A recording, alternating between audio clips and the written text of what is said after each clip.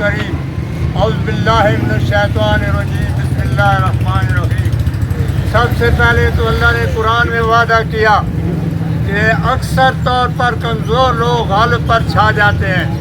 اس کی بہترین مثالیں جو اللہ نے قرآن میں اور قصص القرآن میں آئی ہیں، ان میں موسیٰ بنی اسرائیل کے پیچھے موسیٰ بنی اسرائیل کو جب لے کر نکلے تو فرعون بہت بڑی طاقت میں تھا اور کثرت میں تھا، لیکن اللہ کی شان جب اس نے غرق کرنا چاہا تو پانی میں الٹے سے سیدھا بھی نہیں ہو سکا اور غرقار کر دیا، اور کئی ہزار سال کم و بیش 5000 سال اس کی لاش دریا نیل کے ریت میں پڑی رہی اور کسی چیز نے نہیں کھایا۔ یہ زندہ معجزہ ہے۔ جب 1937 میں ایک انگریز نے اس کو دریافت کیا تو اس وقت اسے لوگوں نے کہا کہ اللہ کا اسلام اور محمد کا اسلام سچا ثابت ہو رہا ہے تمہاری اس بات سے، تو اس نے کہا اگر اسلام اس بات سے سچا ہوتا ہے تو یہ حقیقت ہے۔ نبی کریم صلی اللہ علیہ وسلم جب بدر میں نکلے تو صرف 313 ساتھی تھے۔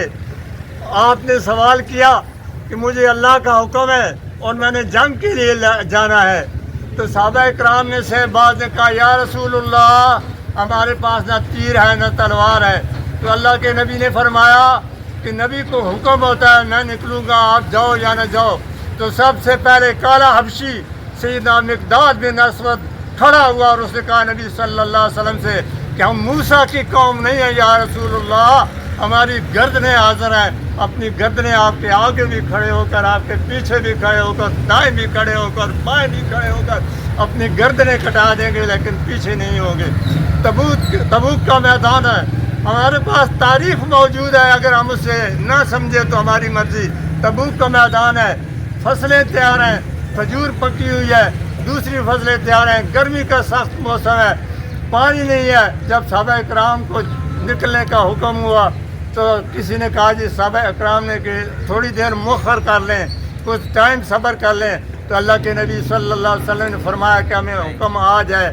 اس وقت نکلے، جنگ بھی نہیں ہوئی، جو چیز آج یہود کے ساتھ ہو رہی ہے، صرف جو آ کر بائیکاٹ کیا، مقاطع ہوا اور فتح پا کر واپس آ گئے۔ یہ کتنی ہی مثالیں ہیں، قرآن نے بھی دی ہیں اور تاریخ بھی بیان کرتی ہے۔ کل کی بات ہے، افغانستان میں نہتے کھڑے ہوئے اور آخر تک نہتے ہوئے، غاروں میں بھی چھپے اور میزائل اسٹنگر اپنے کندھوں پر لے کر اٹھے اور وہاں سے فائر کیا۔ اکیلے بیٹھے رہے لیکن اللہ کا نام لے کر ڈٹے رہے، آخر وہ قوم فتح پا گئی۔ جب قومیں اتفاق سے چلتی ہیں اور اللہ پر بھروسہ کرتی ہیں اور اللہ کے نبی کے فرمان پر چلتی ہیں تو اس وقت کوئی قوم شکست نہیں کھایا کرتی۔ آپ ایک چھوٹی سی مثال لے لیں، میں نے کسی قوم کا یہ ٹارگٹ نہیں کرنا، صرف ایک مثال دے رہا ہوں کہ آپ کے ادھر ریڑیاں لگی ہوتی ہیں، 4-5 پختون اکٹھے ہو جاتے ہیں تو سب پنجابی ایسے کھڑے ہو کے دیکھتے ہیں او مارنے پہ او مارنے پہ۔ اتفاق میں برکت ہے، جو قومیں اتفاق کرتی ہیں اور جو قومیں ڈٹ جاتی ہیں اللہ ان کا ساتھ دیتا ہے۔ وآخر دعوانا الحمدللہ رب العالمین۔